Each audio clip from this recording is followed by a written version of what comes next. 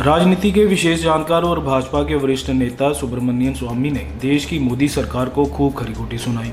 उन्होंने बताया कि मोदी लोगों को मूर्ख बनाकर देश पर राज कर रहे हैं और आने वाले लोकसभा चुनावों में मोदी के नाम पर भाजपा को बड़ा नुकसान उठाना पड़ेगा। पब्लिक तो बहुत दुखी है, मध्यम वर्ग बहुत दुखी है, मजदूर घृणा है मजदूरों में, किसानों में गाली देते हैं। ये मैंने अनुभव किया है। आप लोग नहीं उनके बीच में घूमते हैं तो नहीं, इसीलिए आपको नहीं पता है। जाके पूछ लीजिए किसी किसान से कि आप संतुष्ट हैं, मजदूर से पूछ लीजिए आप संतुष्ट हैं, हमारी जो मध्यम वर्ग है उनसे पूछ लीजिए, आप सेठ जी जो खूब कमा रहे हैं उनसे भी पूछ लीजिए, वो भी कहते हैं पता नहीं कल क्या होगा, कोई रेड आप बह गए, इसका मानिए इनकी पब्लिक बह गई, ये तो मैं मान नहीं सकता। हम बहे नहीं, चुनाव दीजिए 2024 में होने दीजिए।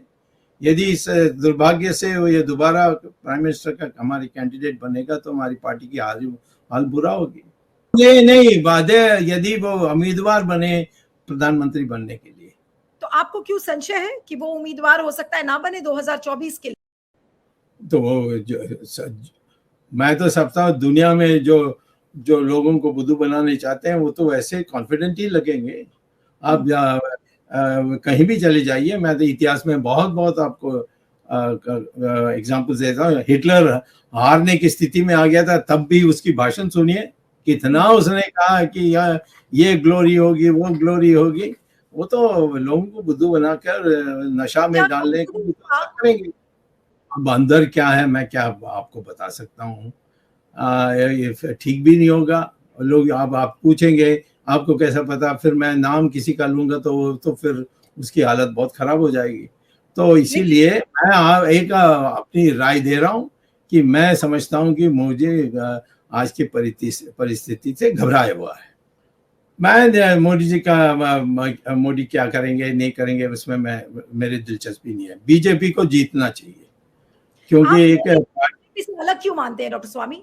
बीजेपी एक तरफ, मोदी एक तरफ। बीजेपी उतार सकती है उनको, और अडवाणी को नहीं छुट्टी किया आरएसएस ने। सबसे पॉपुलर लीडर जैसे राम मंदिर की आंदोलन को नेतृत्व किया, बड़े सूझबूझ के व्यक्ति, पढ़े लिखे, मोदी से 10 गुना ज्यादा पढ़े हुए थे, और विदेशों में बड़ी सुंदर तरीके से अंग्रेजी में भी बोल सकते थे, अनेक भाषा उनको पता था, संस्कृत पता था। तो परंतु एक दिन आरएसएस ने तय किया कि नहीं, आपको जाना चाहिए। तो आरएसएस कल मोदी को कहेगा तुम चले जाओ, उसको कोई और विकल्प नहीं है। संसदीय दल में यदि आरएसएस आदेश भेजेगी कि मोदी को हराओ, उसको 10 वोट नहीं मिलेंगे। सिर्फ जो चमचे को लाकर उन्होंने राज्यसभा मेंबर बनाई, उनका वोट है, लोकसभा में कुछ नहीं मिलेगी।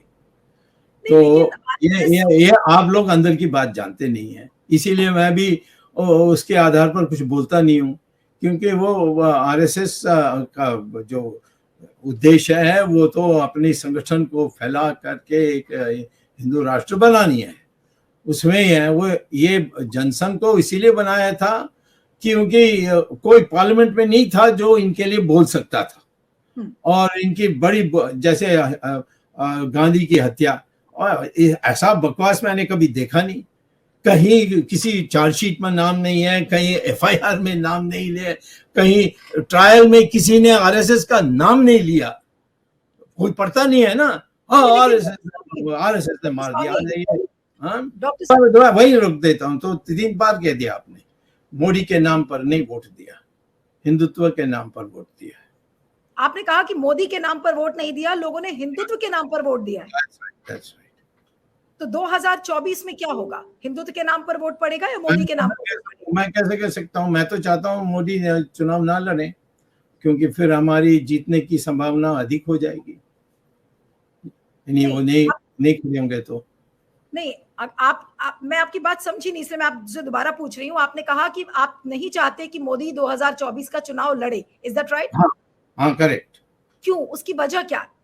क्योंकि उसके नाम पर लोगों में घृणा है आज बोलते नहीं हैं, डर के मारे वो चुप रहते हैं। मुझसे अकेला मिलते समय बोलते हैं, और मैं कहता हूं कि उस घृणा को वो वोट में बदलेंगे और हम हारेंगे। जैसे इंदिरा गांधी इमरजेंसी में सोचती थी कि वो जीतेगी, और लेकिन सबसे जमीन पर तो उत्तर प्रदेश में तो एक सीट भी नहीं मिली नहीं कांग्रेस को। डॉक्टर स्वामी, लेकिन जमीन पर तो यही है कि मोदी है तो मुमकिन है, राशन बांट दिया, घर ये बनवा तो दिए, आप बनवा दिए। पत्रकार हवा में उड़ रहे हैं, तो मैं क्या करूं? मैं रोज जमीन में घूमता हूं, और रोज मुझसे लोग रोते हैं कि कब छुटकारा मिलेगी, ऐसा पूछते हैं मुझसे। नहीं, लेकिन जो हिंदुत्व के नाम पर आप वोट की बात कर रहे थे, तो वाजपेयी और अडवाणी के नाम पर भी जब उनका दौर था तो उस समय भी लोगों ने हिंदुत्व के नाम पर ही वोट किया। नहीं, बिल्कुल नहीं। भाई अडवाणी ने तो सारा खराब कर दिया, जाकर कह दिया कि जिन्ना सेक्युलर थे। उस बात पर अडवाणी खत्म हो गया था। और वाजपेयी के बारे सबको पता था कि उसका निजी जीवन और सार्वजनिक जीवन में कितना फर्क है। उसमें लोगों ने उसने तो कहा इंडिया शाइनिंग, 6 महीने पहले उसने चुनाव कराई।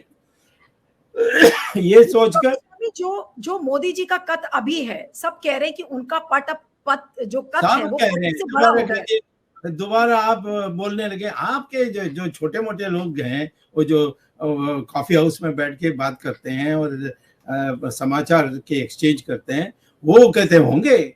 छोटे मोटे लोग कोई नहीं ऐसा कहते हैं। सब लोग मैं कह रही हूँ, मेरा जो सवाल था, नहीं चाहते। जैसे मुझे इमरजेंसी में लोग बताते थे, अरे वो तो इंदिरा गांधी को इतना मानते हैं, ट्रेन टाइम पर जा रही है, बस बाबू लोग ऑफिस में ठीक से आ रहे हैं।